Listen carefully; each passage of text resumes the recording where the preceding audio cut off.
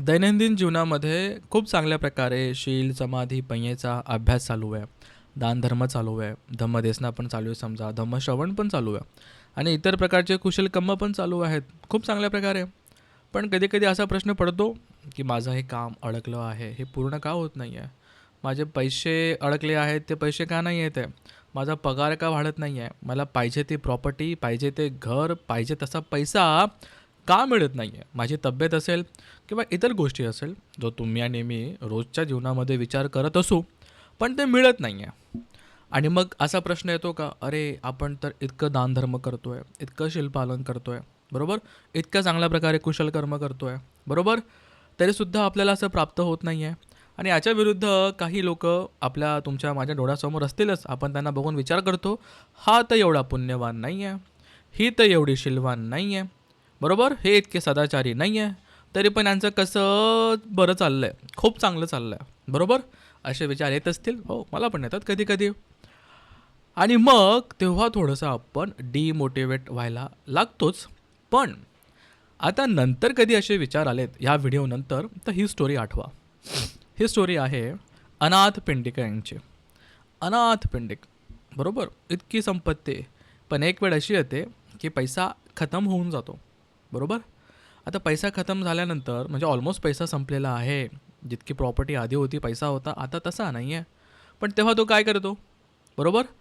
आणि त्याने केलेल्या कुशल कर्मामुळे, पुण्यामुळे त्याला पुढे काय प्राप्त होतं, हे आजच्या व्हिडिओमध्ये आपण मित्रांनो बघणार आहोत. नमो बुद्धाय, जय भीम. सगळ्यांचं परत एकदा वेलकम धम्मसंगा यांच्या नवीन व्हिडिओमध्ये. मित्रांनो, खूप छान ही गोष्ट आहे, खूप छान ही कथा आहे. आता याच्यामध्ये बरेच ॲस्पेक्ट आहे समजा, किंवा बरेच दृष्टिकोन आहेत. पण याच्यामध्ये जो मी सुरुवातीला एक छोटंसं इंट्रोडक्शन दिलं, त्या अनुषंगाने आपण हा व्हिडिओ बघूया. प्रश्न पडतात तुम्हाला, मला नक्कीच पडत असतील, बरोबर? पण ह्या व्हिडिओ झाल्यानंतर, हे धम्म ऐकल्यानंतर आपल्याला एक दृष्टिकोन कसा ठेवायचा आहे ना, त्याच्यावरती आपण थोडंसं बोलूया. त्याला कर्मकांड होता कामा नये, की मी आता शिल्पालन करतोय, मी तर दान देतोय, दान देते, मग मला असं प्राप्त व्हायला पाहिजे, बरोबर? मग तेव्हा आपला हेतू काय असला पाहिजे ना, याच्यावरती आपण चर्चा करूया. खूप छान ही कथा आहे, छोटी आहे पण खूप मजा येईल ऐकताना. आणि एक दोन नवीन नवीन गोष्टी पण या ठिकाणी आपल्याला बघायला मिळतील. चला सुरू करूया आपण. अनाथ पिंडिका सेठी वत्तू. सेठी म्हणजे काय, श्रेष्ठी आहे, श्रीमंत आहे म्हणून. चला, आता तसं मी इथे इंट्रोडक्शन दिलं ना, की बाबा आपण काय केलं पाहिजे, बरोबर? आता मित्रांनो गोष्ट आहे, धारे ती ती धम्म, धारण केला तर धम्म आहे. आता फक्त असे स्टोऱ्या ऐकल्या, जातक अठ्ठकथा, धम्मपद अठ्ठकथा, सुत्त ऐकलं, यूट्यूबला व्हिडिओ ऐकलेत, वा वा वा, खूप छान खूप छान. मोबाईल बंद, पुस्तक बंद, मग नंतर काय? मग का आपण काही कुशल कर्म करतोय का, काही अभ्यास करतोय का, काही उद्देश आहे का आपला, बरोबर? हेच समजा प्रॅक्टिकलमध्ये आणण्यासाठी परत एकदा मास्तराने नवीन कोर्स आणलेला आहे. आता हा कोर्स का, ठीक आहे, थोडक्यात सांगतो. एखाद मिनटं. बरेच लोकांना आहे ना सुत्तांचा अभ्यास करायचा होता. मग म्हटलं की सुत्त वाचून काय करणार, फक्त सुत्त वाचली, अशी छान छान स्टोरी ऐकली तर मजा येते, पण त्याच्यानंतर काय? काहीतरी प्रॅक्टिकल केलं पाहिजे ना, की त्या व्हिडिओमध्ये किंवा त्या सुत्तामध्ये असं असं एखादा व्यक्ती करतोय, पण आज परिस्थिती वेगळी आहे, तर मी काय करू शकते का, मी काय करू शकतो का, अशाच प्रकारचं पुण्य. तर हे कसं सांगेल, बरोबर? एक असं आपण मॅन्युअल बनवलं पाहिजे का, एक असा आपण सराव बनवला पाहिजे का, बरोबर? प्रॅक्टिकल, की जे दैनंदिन जीवनामध्ये आपण केलंच पाहिजे. अशा प्रकारे एक धम्म म्हणजे एक परियत्ती आता साईडला आहे, पण त्या परियत्तीसोबत आपण पटीपत्ती पण करूया. असा अर्यमग्ग पटीपत्ती हा एक आपण त्याला वर्कशॉप म्हणूया. भरपूर चांगल्या प्रकारे ते सराव करायचा आहे, प्रॅक्टिस करायची आहे. कसली? धम्माची. हा अशा प्रकारे समजा मी दोन शब्द नेहमी वापरतो, अधिष्ठान पारामे आणि वीर्य पारामे. अधिष्ठान घ्यायचं आहे की मी असं असं असं डेली करणार आहे, आणि त्यासाठी परिश्रम घ्यायचे आहेत म्हणजे वीर्य पारामे. त्याच्यावरती काम करूया. कसं आपण 10 पारामितांचा दैनंदिन जीवनामध्ये अभ्यास करू शकतो, कशाप्रकारे 10 कुशल कामं करू शकतो, कशाप्रकारे 10 संयोजनं कमी करू शकतो. मित्रांनो, बऱ्याच महिन्यांच्या किंवा वर्षांच्या एक अनुभवाने, अभ्यासाने याच्यापर्यंत पोचलो आहे. हे मी स्वतः पण इम्प्लिमेंट करतो, आणि आता मला वाटतं की हो, काही लोकांना मोटिवेट केलं पाहिजे, सांगितलं पाहिजे. असा हा मित्रांनो कोर्स आहे. भरपूर प्रॅक्टिकल आहे, वाटत असेल, पण फार महत्त्वाचं आहे, कारण की असं कोणी सांगत नाही आहे. म्हणून मित्रांनो, हा एक उपक्रम आहे, कार्यशाळा आहे. ज्यांना जमेल नक्की या, नक्की प्रयत्न करा, ठीक आहे? असो, चला पुढे जाऊया आपण. अनाथ पिंडिक सेठी वतू काय होतं? आता हा सेठी आहे, याच्याकडे भरपूर पैसे आहेत, बरोबर. राजाने काय केलं, म्हणजे अनाथपिंडिकाने काय केलं, की त्याने चतुपन्नास कोटी धनं, चतुपन्नास कोटी खर्च करून त्याने बुद्धांसाठी विहार बनवलं. आणि त्या विहारामध्ये भगवंत राहत असताना तो दिवसातून 3-3 वेळेस भगवंतांना भेटायला जायचा, सेवा करायला जायचा. सकाळी सकाळी जायचा काहीतरी यवागो घेऊन, बरोबर. यवागो म्हणजे काय, सकाळचं काहीतरी आपल्या दलियासारखं काहीतरी, ठीक आहे. मग दुपारी पण काहीतरी भोजन वगैरे काहीतरी असेल तर ते असेल. संध्याकाळी जे गिलान पच्चय, बरोबर, ते असेल तर ते सुद्धा घेऊन जायचं. अशा प्रकारे 3-3 वेळेस. का? कारण की जेव्हा पण अनाथपिंडिक जेतवनामध्ये येत असे तर नवीन भिक्षू आहेत, ते नवीन भिक्षू आहे ना अनाथपिंडिकाच्या हाताकडे बघायचे की आज यांनी काय आणलंय, आज यांनी काय आणलंय. अशा प्रकारे ते वर्णन दिलं आहे. झालं. खूप चांगल्या प्रकारे अनाथपिंडिक दानधर्म करत असे. खूप वर्ष केलं. पण झालं असं काय, अपरभागे नंतर धनं परिक्षयं गच्छति. त्याचं धन आता परिक्षय, त्याचा क्षय व्हायला लागला आहे.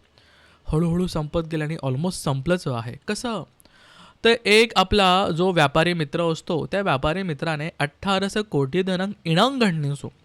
एका व्यापारी मित्राने 18 करोडचं त्याच्याकडनं धन हे इणंग म्हणजे काय, ऋण घेतलं, कर्ज घेतलं.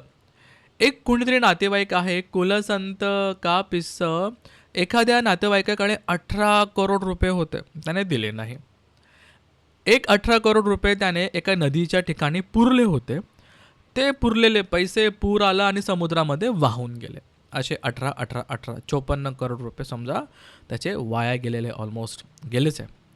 मित्र देत नाही आहे, नातेवाईकाला पैसे दिले तो परत करत नाही आहे, अशा प्रकारे, आणि नदीमध्ये पैसे वाहून गेलेत. आता काय झालं, असं करत असताना कालांतराने आता याचे पैसे संपलेत, पण तरी याचा दानधर्म चालूच आहे.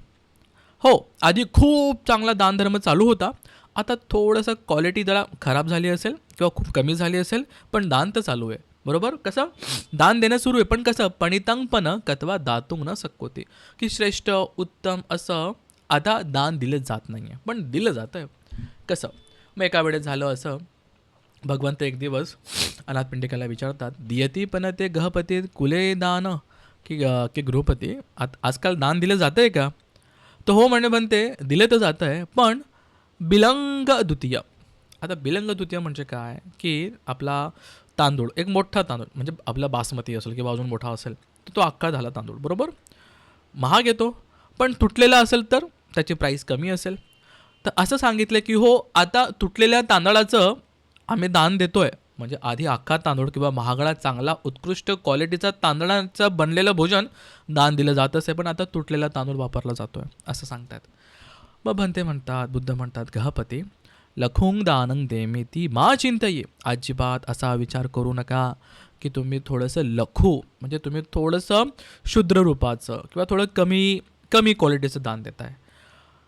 चित्तस्मिंग ही पणिते बुद्ध दिनंग दिन्य दानंग लखू ना म्हणते, की तुम्ही चित्त शुद्ध करून दान देत असाल तर अजिबात विचार करू नका की तुम्ही खालच्या दर्जाचं, म्हणजे तुम्ही लो क्वालिटीवालं तुम्ही काहीतरी दान देत आहेत. तुम्ही दान देतायत ना, असाच विचार केला पाहिजे. आणि हे सांगत असताना भंते वेलाम काले, मग आता वेलाम सुत्त जे अंगुत्तर निकायामध्ये त्याचा रेफरन्स देतात की मागच्या जन्मामध्ये मी पण असा जे शेतकरी होतो आणि मी पण अशा प्रकारे दान वगैरे द्यायचो, पण त्यातून मला काही प्राप्त झालं नाही, तरीसुद्धा मी दान देत होतो, असा त्यांनी एक संदर्भ दिला वेलाम सुत्ताचा, जो पुढे आपण कधीतरी भविष्यामध्ये बघूया, बरोबर. पण तुम्ही दान देत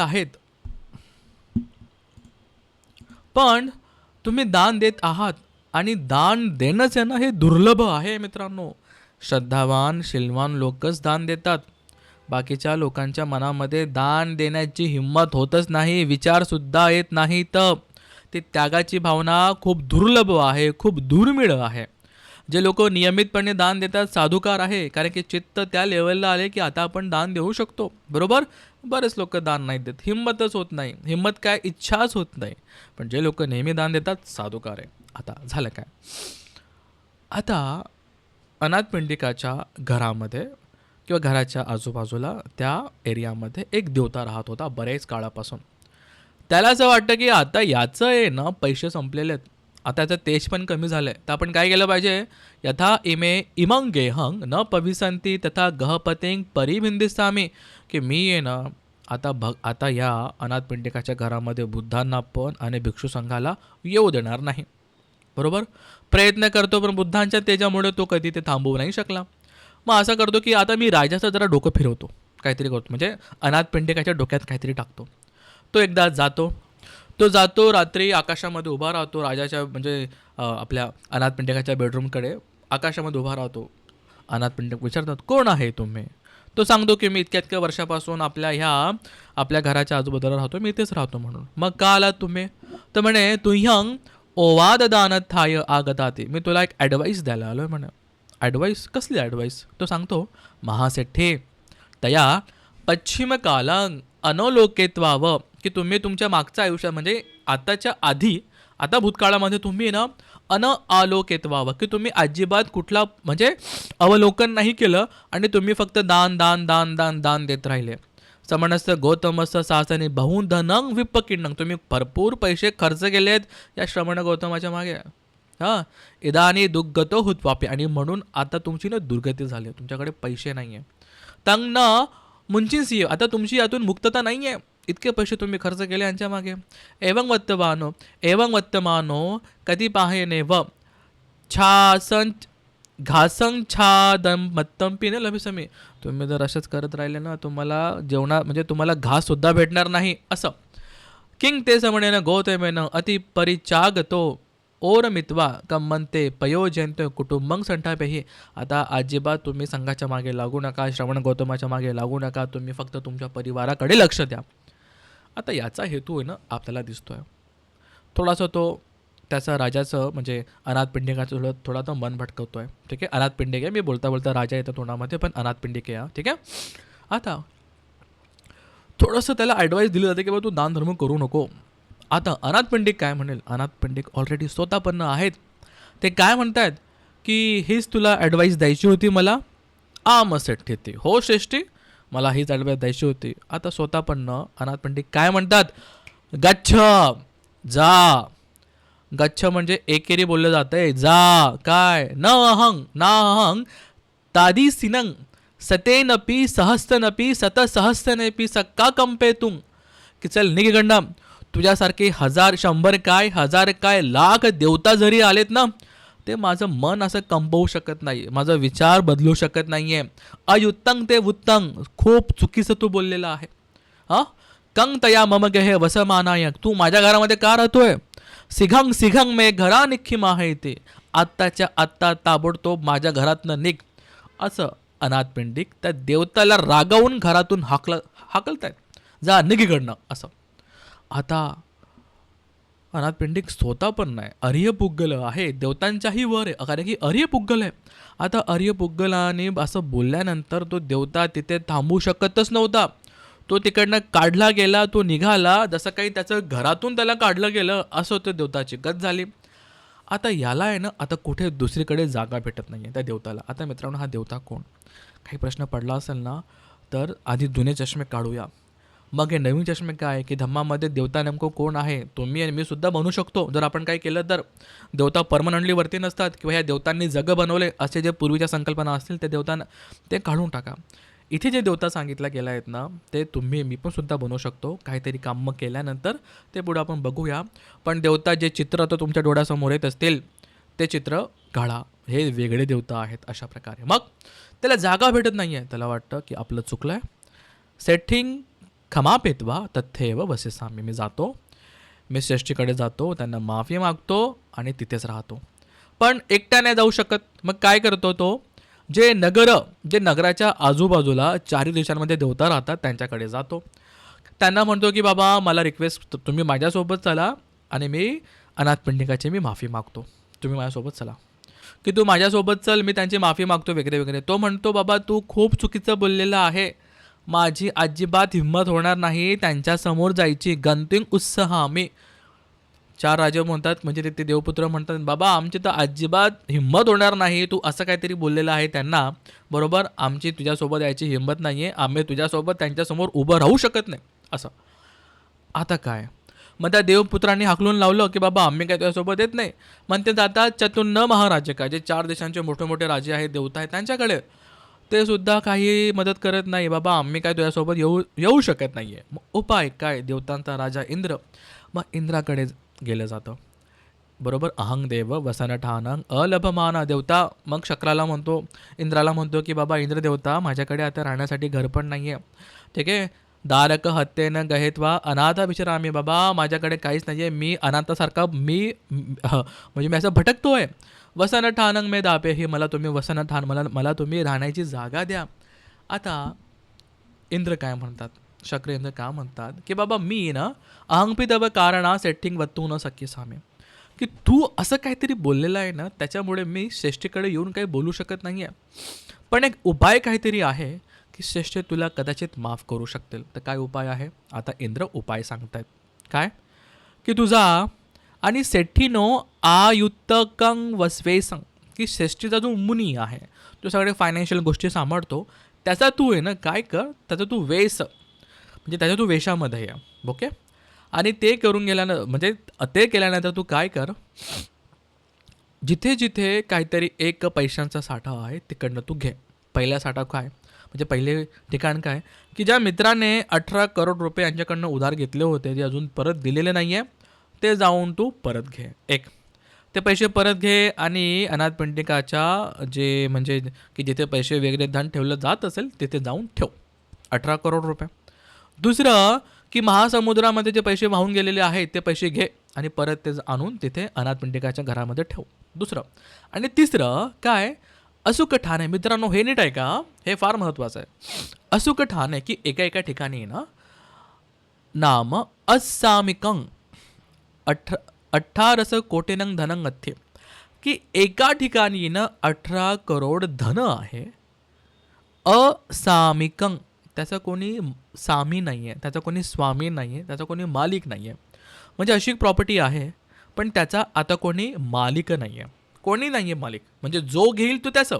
बरोबर, अशा प्रकारे कोणी मालिक नाही आहे. तू त्याला घेऊन अनाथपिंडिकाच्या तू त्या कोठद्वारामध्ये ठेव. असं कळलं मित्रांनो. प्रॉपर्टी कोणाची नाही आहे, पण शक्रानं सांगितलं ती घे आणि ते त्याला दे. चोरी नाही आहे ते, कारण की कोणी त्याचा मालिक नाही आहे. जो पहिला आला तो घेईल. अशा प्रकारे याच्यावरून पुढे येईल. हां, मग अशा प्रकारे तो देवता 18 असं 54 करोडची संपत्ती आणून तिथे ठेवतो. बरोबर. आणि मग आता तसं सगळं केल्यानंतर पैसे आणून ठेवले, आता जातो अनाथपिंडिकाकडे. म्हणतो की मी चतुर्थद्वार कोठके अधिवत्वा अंध बाल देवता.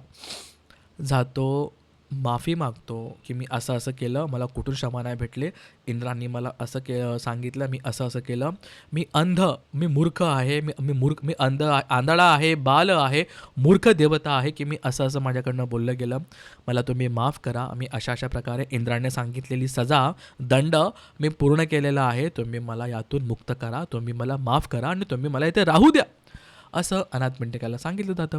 अनाथपिंडिक विचार करतात, अरे हा देवताने त्याचं दंडकर्म पूर्ण केलेलं आहे जे इंद्राने सांगितलं. आता हा स्वतःचा दोष पण पटी जाणते, त्याने काही काही चुकीचं कर्म केलं, तो जाणतो पण आहे आणि तो माफीसुद्धा मागतोय. तर का नाही बाबा, आता मी कोण त्याला माफ करणारा, तर आपण याला बुद्धांकडेच घेऊन जाऊया, असा अनाथपिंडिक विचार करतात. कसा, सम्मा संबुद्धस्स नंग दस्से सामी, की बाबा बुद्धांकडे घेऊन जाऊया. मग सोतंग सत्तू संतेक नेत्वा. मग अनाथपिंडिक आणि देवता बुद्धांसमोर जातात. बुद्धांसमोर गेल्यानंतर देवता बुद्धांच्या पादेसू शिरसा निपतित्वा, बुद्धांच्या पायावर डोकं ठेवून माफी मागतो. भन्ते यंग मया अंध बालताय तुम्हाकं गुणे अजानेत्वा पापकं वचनं वृत्तं तं मे खमथ. भन्ते मला माफ करा, मी आंधळा मूर्ख असा देवता, तुमचे गुण जाणत नाही आहे आणि न जाणून मी अशा प्रकारचे चुकीचं पापकर्म केलं, मला तुम्ही माफ करा. ठीक आहे. आणि भगवंतांनी माफ केलं. ठीक आहे. मग आता इथे भगवंत एक एक खूप छान लाईन म्हणतात. काय म्हणतात, म्हणजे आपला अनाथपिंडिकाला उद्देशून म्हणतात की जो पापी व्यक्ती असतो ना, बघा शेवटी पाप बुग्गलोपी याव पापं न पच्यते ताव भद्रंपी पස්සती. कसं की पापी व्यक्तीला आहे ना, पाप करत असताना आहे ना ते भद्रच वाटतं, ते चांगलंच वाटतं, ते मजेशीरच वाटतं. जोपर्यंत त्याचं पाप पकत नाही. बरोबर? पाप म्हणजे काय, फळ पिकलं म्हणतो आपण. बरोबर? जोपर्यंत त्याची पापाची फळं पिकत नाही तोपर्यंत त्याला पाप कर्म करत असताना त्याला मजाच वाटते, भद्र वाटतं, चांगलं वाटतं, खूप छान. बरोबर? पण जेव्हा तो पापाचे फळं बघायला लागतो तेव्हा तो पापामध्ये म्हणजे कसं त्रासामध्ये येऊन जातो, पश्चातापामध्ये येऊन, पश्चतीमध्ये पश्चती असो की बाबा त्रासामध्ये येऊन जातो. आणि याच्या उलट एखादा व्यक्ती खूप कुशल कर्म करतोय, भद्र पुग्गलोपी यावं भद्रंग न पश्यती तावं पापानी पश्यती, की एखादा सत्पुरुष आहे, शीलवान आहे, आणि तो काय करतो माहिती आहे, त्याला सगळं चुकीचं चुकीचं चुकीचं चुकीचं दिसत असतं. का? त्याला असं वाटतं की बाबा माझ्या केलेल्या कुशल कर्माची फळं मला अजून भेटत का नाही आहे, मिळत का नाही आहे, म्हणून तो अरे यार अरे यार कदाचित असा विचार करत असेल कुठपर्यंत, जिथपर्यंत भद्रंग न पच्यती, त्याचे पुण्याची फळं ही पिकत नाही तोपर्यंत. आणि जेव्हा ते पुण्याची फळं पिकायला लागतात तेव्हा सगळं भद्र असतं, तेव्हा सगळं चांगलं चांगलं असतं. अशा प्रकारे भद्र शब्द आहे, भद्र म्हणजे बद्ध पाली शब्द आहे. बरोबर? अशा प्रकारे बघा, इथे मी थोडक्यात सांगतो कसं आपण इतरांकडे बघतो आणि म्हणजे समजा कोणी एखादा दुर्गुणी व्यक्ती असेल, पण भरपूर पैसा आहे, अमाप पैसा आहे, ठीक आहे, बरेच उदाहरणं असतील, त्यांचं खूप छान चाललेलं आहे, दरवर्षी गाडी असेल, सोनं असेल, प्रॉपर्टी असेल, खूप छान चालू आहे, पण दुर्गुणी आहे. त्यांना वाटते वा वा वा वा खूप छान खूप छान खूप छान चालू आहे. पण जेव्हा काय ते पापाची फळं पिकतील मग बरोबर कर्मफळं दिसायला लागतील. याच विरुद्ध आपण एखादं कुशल कर्म करत असताना आपल्याला कदाचित वाटत असेल नोकरीचा गोष्ट आहे, मग लग्नाची गोष्ट आहे, मग पैसा आहे, प्रॉपर्टी आहे, तब्येत बरी नाही आहे, इतके कामं अटकलेले आहेत, हे नाही होते ते नाही होते, याचं पैसे द्यायचे, त्याच्याकडनं पैसे घ्यायचे, 1760 गोष्टीमध्ये आपण गुंतलेलो असतो. आणि असं वाटत असेल की अरे यार इतकं पुण्यकर्म होते पण माझ्या ह्या गोष्टी पूर्ण का होत नाही आहे समजा. बरोबर? आपल्याला पाप पाप पाप म्हणजे सगळं वाईट वाईट वाईट वाईट दिसतं आहे. कुठपर्यंत? जिथपर्यंत आपली पुण्याची फळं पिकत नाही तोपर्यंत. बरोबर? पण मित्रांनो आपल्याला काय माहिती की आपलं पुण्य किती आहे आणि ते फळं कधी पिकतील? तर आपण काय केलं पाहिजे? बस आपलं कुशल कर्म चालू ठेवू, जेव्हा फळं पिकतील तेव्हा फळं पिकतील. बरोबर? अशा प्रकारे. त्याचबरोबर जर आपण आता सध्या एखाद्या खूप चांगल्या गोष्टीचा उपभोग घेत असाल, पैसा, प्रॉपर्टी, हेल्थ, अजून काही गोष्टी असेल, खूप आपण मजामध्ये आहोत समजा, कम्फर्टमध्ये आहोत, पण आपल्याला काय माहिती आहे, तुम्हाला मला काय माहिती आहे की माझ्याकडे किती पुण्य बाकी आहेत. पुण्यक्षय शब्द ऐकला आहे? पुण्य संपून जातं. पुण्य संपल्यावरती काय होतं? आयु, वर्ण, सुख, बल कमी होऊन जातो, मृत्यू होऊन जातो. अरे आत्ताच तर चांगला होता, काय झालं? कालच तर भेटलो, चांगला तर होता. पुण्यक्षय होऊन जातं, पुण्य संपलं की मृत्यू होतो. अशा पण गोष्टी आहेत. पुण्यकर्म करणं तुमचं माझं छोटं छोटं रिचार्ज आहेत की जे खूप चांगल्या प्रकारे तुम्हाला मला आयु, वर्ण, सुख, बल देतील आता पण आणि पुढे पण. पण आपला बॅलन्स किती आहे ना ते नाही माहिती. व्हिडिओ गेम वगैरे खेळत असताना तुम्हाला दिसतं की बाबा किती लाईफ बाकी आहे, किती चान्स बाकी आहे, किती पॉवर बाकी आहे, ते आपल्याला नाही माहीत. पण आपल्याला असं आता माहिती पडू शकतं की बाबा मी किती पुण्य कमवतो आहे, माझ्यामध्ये श्रद्धा आहे का, माझ्यामध्ये शील पालन करण्याची शक्ती आहे का, मी दानधर्म देतोय का, देते का, माझ्याकडनं धम्म ऐकला जातोय का, माझ्याकडनं धम्माचा प्रॅक्टिस होते का, मी इतरांचा कल्याण मित्र बनतोय का, हीच आपली पॉवर आहे. असे विचार येत असतील आणि जर आपण असं करत असू तर आपली पॉवर आणि आपली लाईफ आणि आपला बॅलन्स भरपूर बाकी आहे असं समजा. ठीक आहे? हां, काही कामं होत नसतील, नक्कीच काही काही गोष्टींना पकायला वेळ लागतील, प्रत्येकाचा आपला टाईम असतो, ते वेळेनुसार बरोबर येतील, पण धम्मकार्यामध्ये अडथळा येऊ देऊ नये. बरोबर? अशा प्रकारे मला असं वाटतं. आणि आपण आपलं कुशल कर्म चालू ठेवलं पाहिजे. मग पुढे भगवंत गाथा म्हणतात. काय म्हणतात भगवंत? गाथा नंबर 119 आणि 120. पापोपी पस्तती भद्रंग याव पापंग न पच्यते. जोपर्यंत पापाचे फळं पकत नाही ना, पाप करणाऱ्या व्यक्तीला सगळं छान छान छान छान वाटत असतं. पण जेव्हा ते पापाची फळं पकतात, सगळीकडे पापच पापच, त्रास त्रास त्रास तो व्यक्ती बघत असतो. याच्या विरुद्ध एखाद्या व्यक्तीला काही चांगलं दिसत नाही, जरी तो खूप सारं कुशल कर्म करत असतो तरीसुद्धा. का? कुठपर्यंत? जोपर्यंत पुण्याची फळं पिकत नाही. आणि एकदा का पुण्याची फळं पिकली म्हणजे कुशल विपाक येऊ लागले, सगळं छान छान छान छान छान छान छान छान दिसू लागतं. खूप थोडक्यात सांगितलं मी. नंतर हे धम्म सांगत असताना तो देवता त्या ठिकाणी स्वतः पती फलापर्यंत पोहोचतो आणि इतरांनासुद्धा ह्या धम्माचा बराच लाभ होतो मित्रांनो. का होतो मी ही स्टोरी आजची सांगायची आपल्याला, का महत्त्वाची स्टोरी होती ही? कारण की धम्माचा अभ्यास करत असताना तुम्ही आणि मी आपण 1760 कितीतरी गोष्टींमध्ये अडकलेलो आहोत. आपला पैसा पण अडकलेला आहे, बरेच नातीगोतीमध्ये अडकलेले असतील लोक, त्रासामध्ये असतील, बरोबर.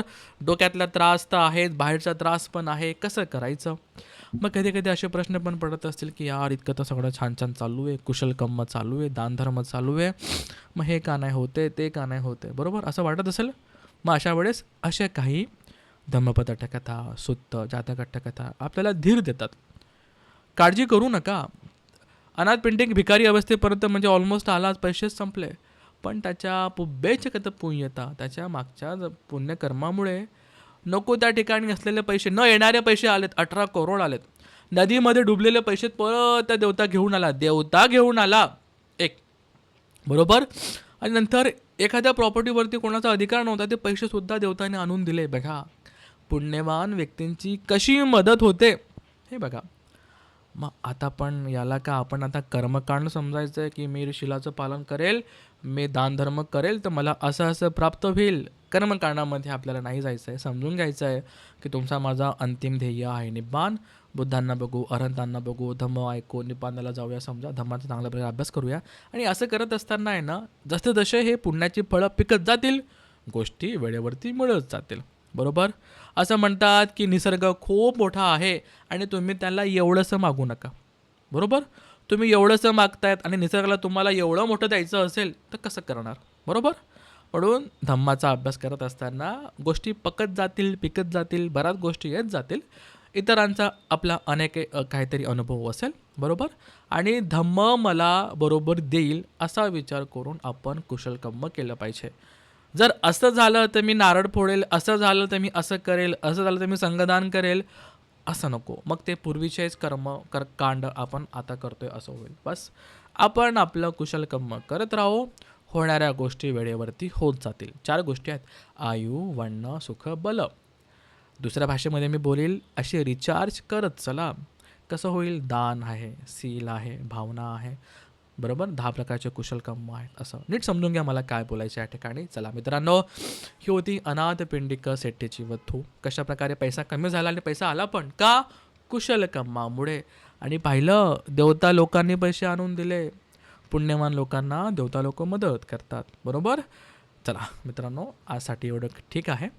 अशाच प्रकारे आता धम्माचा अभ्यास करण्यासाठी, मोटिवेट करण्यासाठी बरेच सुद्ध धम्मपद, जातकट्टकथा, धम्मपदटकथा बरंच काही आहे. खूप शिकायचं आहे, खूप अभ्यास करायचा आहे तुम्हाला आणि मला. शक्य असल्यास हा कोर्स जॉईन करा. खूप प्रॅक्टिकल अप्रोच आहे, ठीक आहे. खूप मदत होईल, खूप मोटिवेट व्हाल.